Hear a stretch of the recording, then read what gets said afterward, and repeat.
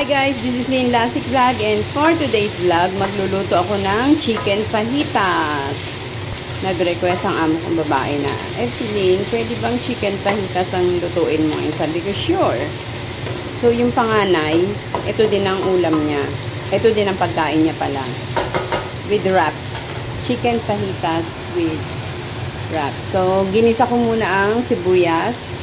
And then, nung naging translucent na yung kulay ng sibuyas, nilagay ko na ang red and green bell pepper. And then, after nyan, hahanguin ko, and then lalagay ko naman ng chicken. Habang nagluluto ako ng chicken fajitas, naglaga naman ako ng aking okra. At yung pinaglagaan ng okra, iinumin ko. So, 2-in-1 ang aking trabaho. So, hinango ko na guys yung aking green and red capsicum. Ngayon naman, nilagay ko na yung manok. Then, gigisahin lang natin siya para mawala yung pagka-pinkish niya. And then, ilalagay na natin ang ating fajita spice mix. So, yung aking chicken fajita mix, yung fajita seasoning, dinisolve ko lang sa water para hindi siya mamuo-muo. And then, about 2 minutes, lalagay ko na ang aking fajita mix seasoning. Ngayon, ilalagay ko ng ating fajitas mix. Yan.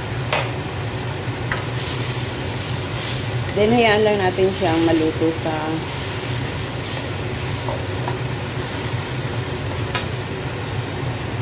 hayaan lang natin maluto. So, ngayon, ilalagay ko na yung aking nalutong capsicum, red and green capsicum. Yan. Halu-haluin lang natin.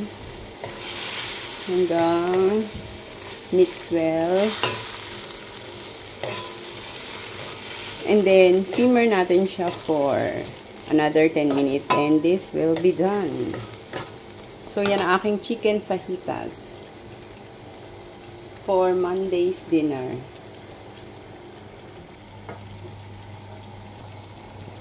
Chicken fajitas.